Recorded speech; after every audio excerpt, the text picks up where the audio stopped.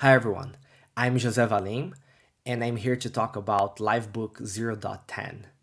In the last Livebook release, we introduced one very exciting feature called Livebook apps, where you can get a notebook and deploy it as an application. We even wrote a guide showing you exactly how to do that, which you can access here in your Livebook homepage.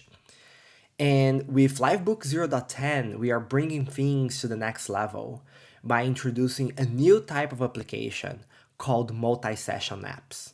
As we are going to see, our Livebook applications that we introduced in the previous release, which we now call them single session apps, they are great for long-running applications where everybody who accesses the application, they are seeing the same thing. But sometimes you want to build reports, generate workflows, and do other things where you want each user to have their own session, their own page with their own inputs and results. And that's exactly what this Livebook release makes possible. So in order to get started, let's just recap very briefly.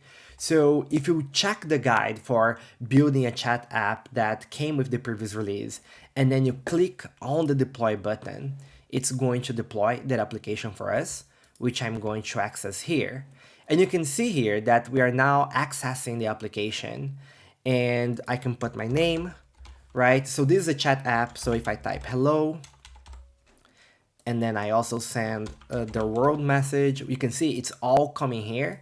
And then if I come back here and access the same URL, right, I'm visiting the same app. I'll visit and see the same app. So like somebody else can come and drop another message, right? And they are all shared, they're all together. So this is a single session app where everybody is seeing the same things and they are collaborating and working together.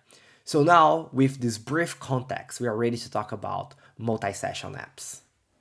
So the best way to learn about multi-session apps is to build our own multi-session app. So let's do that. I'm going to go to the homepage.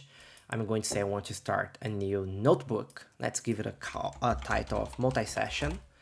And for multi-session apps, they are good for automating workflows, generating reports and sending them somewhere. So we're going to kind of emulate that by talking to the GitHub API.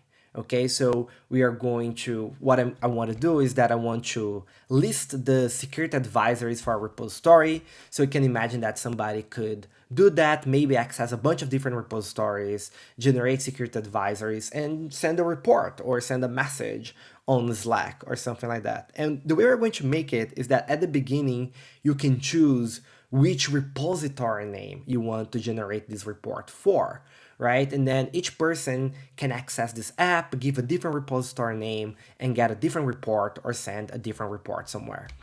So let's do just that. So if you're going to talk to GitHub API, right? And then in your case, you can talk to an internal API.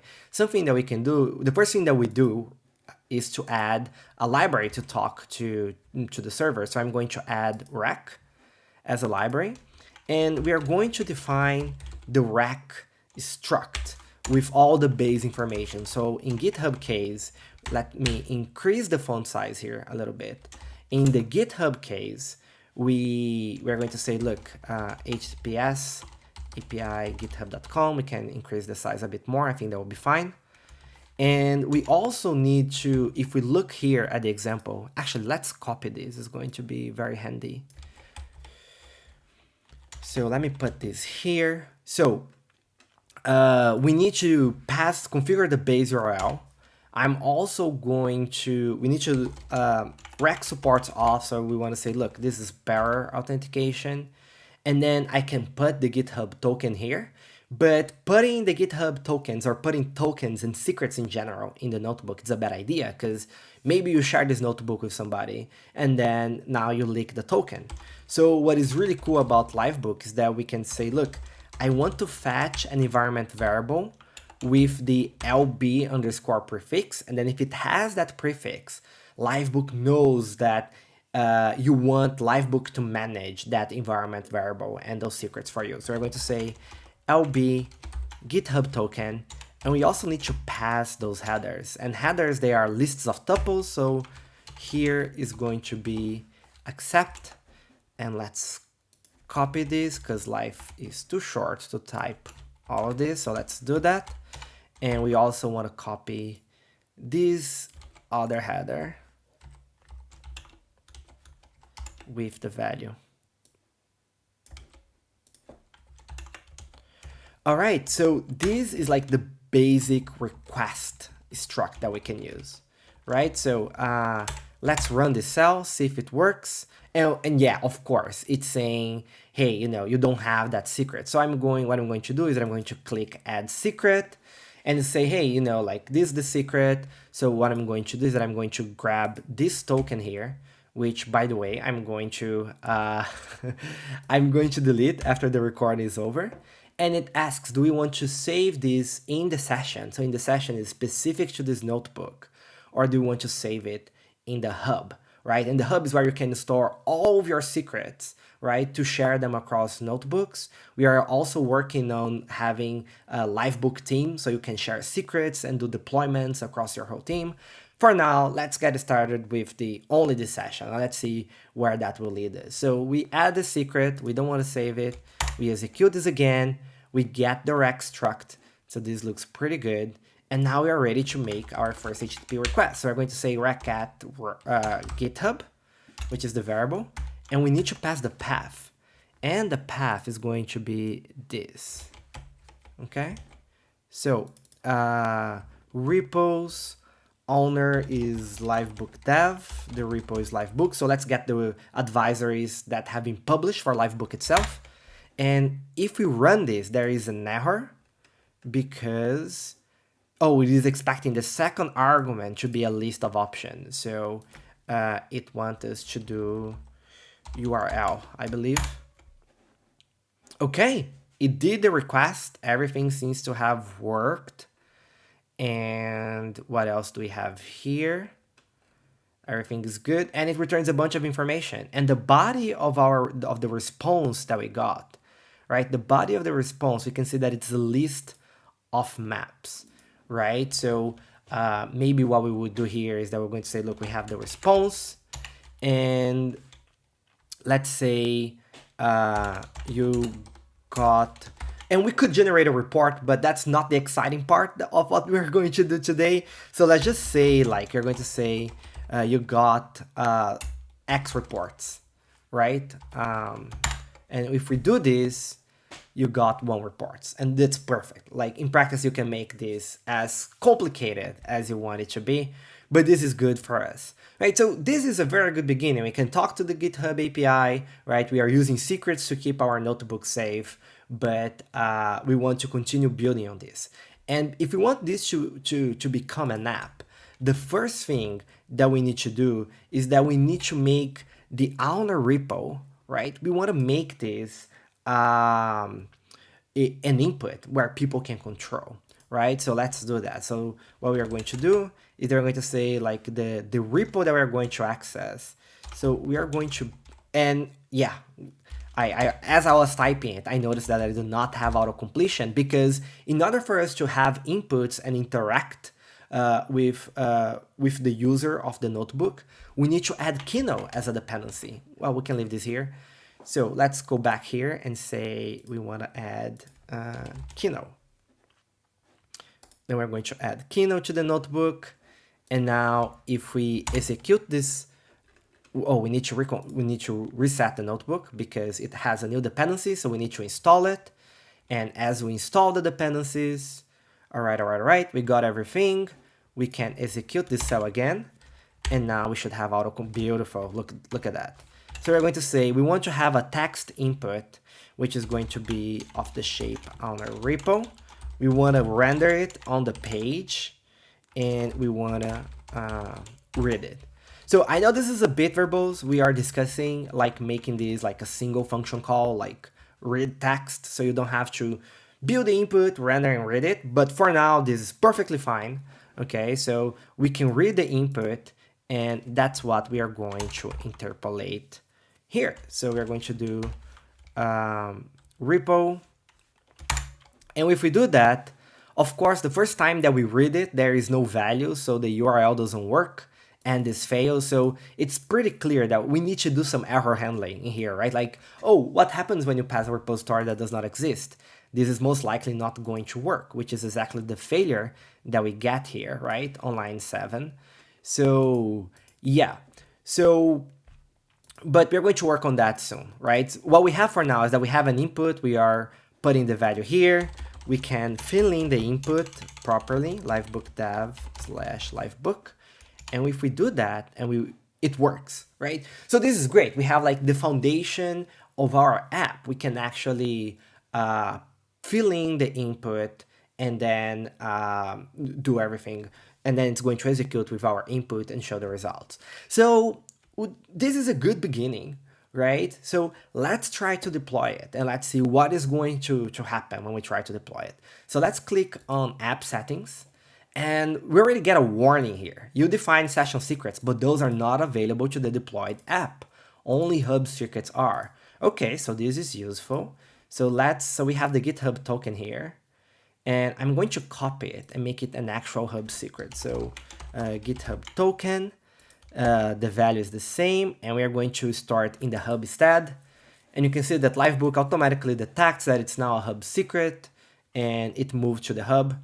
Let's go back to deploy again. The warning is gone. Perfect. And let's call this, so let's deploy it. Let's call it multi. That's going to be our URL. Then you can choose if you want to be password protected or not. And this is the important thing. We want it to be multi-session. Okay, and then there are other things to control, like do you want to list existing sessions and this kind of stuff. You can explore those at your own pace. The important is that we have a multi-session app. Let's deploy this and let's click on the deployed page. And you can see that the difference now is that instead of taking us directly to the app, it's saying, hey, this is a multi-session app. Do you want to create a new session? And if we have running sessions, well, first it's saying something went wrong and we're going to investigate this soon, right? But if we go back to the thing here, now that we have running sessions, it shows, look, you have a session that started 20 seconds ago and it's in an error state. And that's the idea of multi-session app, right? But yeah, our app, there's something going wrong. And the cool thing about this is that we can go and we can debug this, right? And the reason why it's going wrong is the same error that we saw before, right? It's saying, hey, you know, the input, the first time that we render it, it's going to be empty, and that makes everything fail. So one cool thing about this new Livebook release is that we also introduce support for Kino.interrupt. And the idea with Kino.interrupt is that it's going to say, look, I'm not going to continue execution. And what is going to happen is that if I interrupt, I'm going to stop and we're not going to continue and execute this part of the code. And we are going to allow the user to fix something and then execute it again. So let's say something like this. If the repo does not contain a slash, we are going to do a Kino.interrupt. We're going to do the normal interrupt at the beginning, say, type your owner repo. Okay, and yeah, let's do this. And you can see that it worked, and we can try here what happens. So if we remove the slash by accident, you can see that it shows this thing, type your owner repo, and then I would be able to fix it and continue it. So let's see how that works on the deployed app, right? So let's do the dance again. Let's start a new app session in here. And you can see now it's showing information about the request. So now it worked, it did not fail, right? So you can see that it shows some information about the request and it's showing the input. So let's put the input here. So now instead of going and failing because the request failed, it interrupted and it's saying, hey, type your owner repo. And now we do this and it gave us the report. So this is a very good beginning, but it's very clear that we have a lot to improve here. Like, we don't need to show this on this step. Like, we don't need to show rack information, right? If I give a repo that doesn't exist, I also assume it's just going to crash beautifully, right? So we have a lot to improve, and that's what we are going to work in the next section of this video.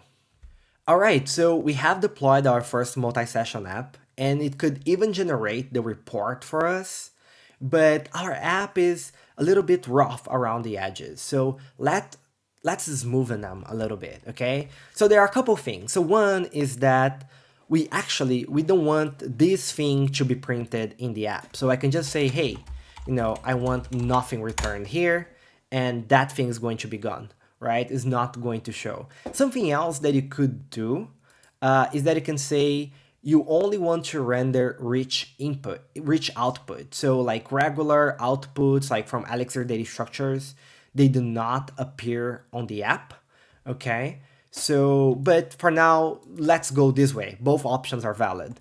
Right now, let's have a more explicit control. So here I'm gonna say, hey, I want you to render nothing, okay? Yeah, and then we read the repo, and here we're saying, look, we get the response, and we are assuming that the response is always going to work, which is obviously not true. So let's use pattern matching. So we're going to say, look, if the status is 200, we want to pattern match on the body as well. And then we can say, and let's not say you got 0 reports. Let's say repo has advisories. I think that's going to be really nicer. Okay. The other thing that we want to do is that the status can also be 404.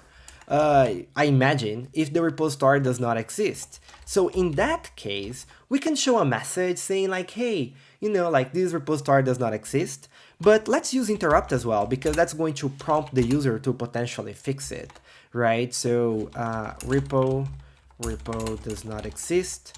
And then if we get anything else, right? So let's do anything else actually, status. And I don't know if it can, well, if it fails, can we assume anything about the body? Since I'm not sure we can assume anything, I'm just going to do, well, if we get another status, I'm going to say request failed with status, status. Okay, so this is just tidying up a little bit our app, and let's see if that's going to lead to a better experience. All right, so let's deploy it again. And let's click here.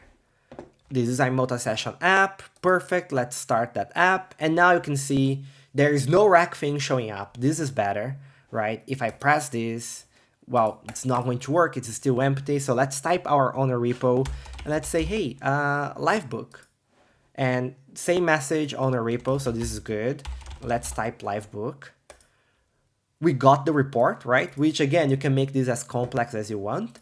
But if we have a typo on the name and we update it again, it says RIP Livebook with the invalid name does not exist. So this is pretty good, right? Like we were able to add like some basic error handling to our multi-session app, and now things looks pretty smooth. And then if I can come back here, and if I access the same thing, we can see which sessions have been running. And one of the things that we saw as well is that when we deploy, we can configure shutdown inactivity, so we can see that in action. So for example, if I close those sessions, right, those after 5 seconds, we are supposed to see those sessions disappearing because they are automatically closed. When somebody's done with them, they are done with them, and you can configure how long you want it to be. So that's it. That's multi-session apps in a nutshell. And the idea is write your code, add some inputs around it, add interrupts whenever you want to handle error cases, and try again, right? And I think I'm actually pretty happy with this, but I think we can take this to the next level. And the way I want to take this to the next level is by making that we can get those reports and send those reports to a Slack channel. Okay, so that's what we are going to do for the next and the last part of this video. All right, so the last thing we're going to do is to get this report and we are going to submit it to a Slack channel, okay? So first thing that we can do is that we can store it in a variable.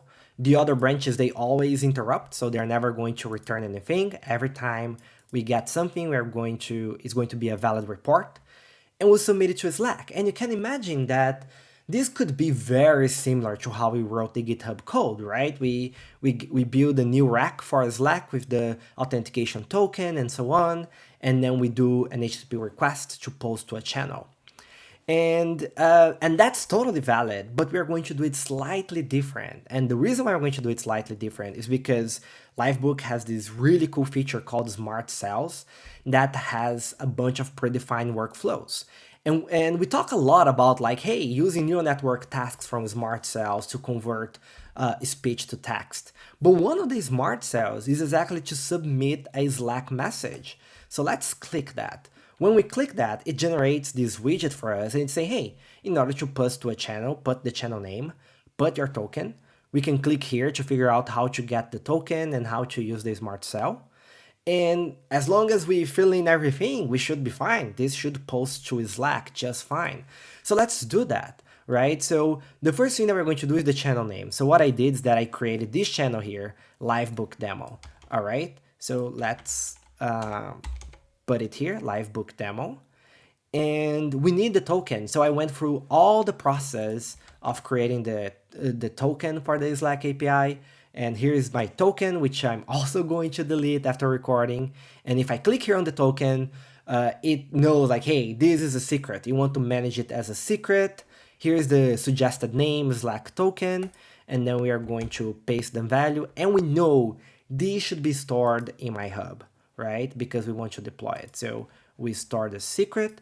Now we have the channel. We have the secret, so we can say, you got a new report. And we are just going to interpolate the report. All right, so if I execute this, if it all works, we got okay. If it all works, yes, we can see we got a message, which means that if we go and we deploy this app, let's do that. And we start a new session, we put Livebook dev Livebook, and we run this, it gives us the report and submit it to Slack. And we should get another message in our Slack, which we did. All right, this is fantastic. This was much, much easier to do thanks to the help of smart cells. But you can say, hey, José, that's cool. But in practice, like, I don't want to always post to the channel because I'm building a tool that runs inside my company, and every time it runs, it's for a different team, and different teams are going to post to different Slack channels, and we cannot make this, like, we would like to make this an input for the actual app. Unfortunately, we cannot do that. But the cool thing about smart cells is that all they do at the end of the day is to execute code. That's all they do. Like, we fill in this widget, and then what it does is execute some code, and we can actually see the code for the smart cell, right? You can see like the rack thing, again, very similar to GitHub with its own token thing, very similar to what we did, then we post. So we can just copy and paste this code, and we can toggle it to make it suit to our needs.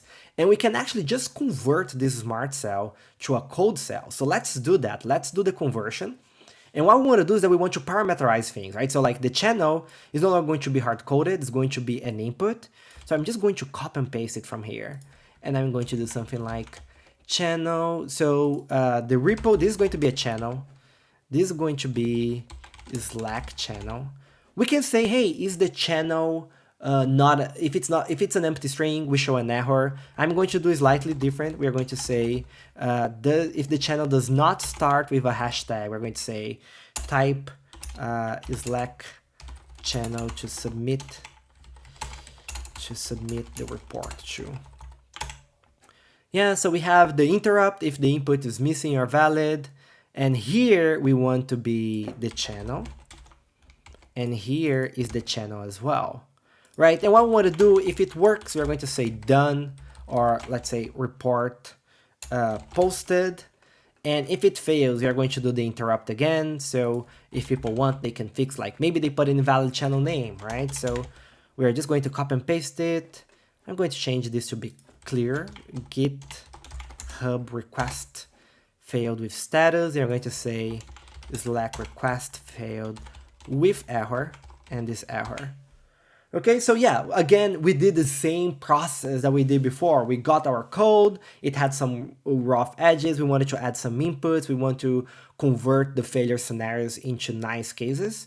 So if I do this, it's going to say, hey, type the Slack channel you want to submit things to. So let's say Livebook demo, and then I continue, and report posted, and we got the other report here. And now we are ready to do another deployment. And if this works, this is the last deployment because our app is going to be ready. So we deployed. Let's start a new session. And let's say Livebook dev, Livebook. And yeah, it gives us the report and it says, hey, do you want to submit to a Slack channel? Let's do that. Livebook demo. And if we submit, it works and we got the other message, and we can go and can test error cases. So what if this repo does not exist? Well, it shows this, right? So it says that it doesn't exist. If the channel does not exist, well, we have to continue the interrupt. Let's fix this error, sure. And now, yeah, if the channel does not exist, say Slack request failed with error, channel not found. So that's it, right? We've built a multi-session app. Every time somebody accesses this URL from your company, they can either join an existing session, and if you don't want to list existing sessions, you can hide them so they are not listed. If you want to share the source code of that app, you can do that as well, right? And it's not a problem because the secrets, they are not going to be in the source code, right? So you can join an existing session, you can try a new one. So this is an excellent way for creating new workflows, automating tasks, generating reports, and all kind of like administrative tasks, for example, that you have to do at your company or at a team. And now you can do everything within Livebook. You can deploy them without worrying about designing your whole backend. So that's it. We're very excited about this new release because this is something that we have been slowly building towards for the last releases. And it's something that the community has been asking. So we can't wait to see what you're going to build with this. So thank you very much, and until next time.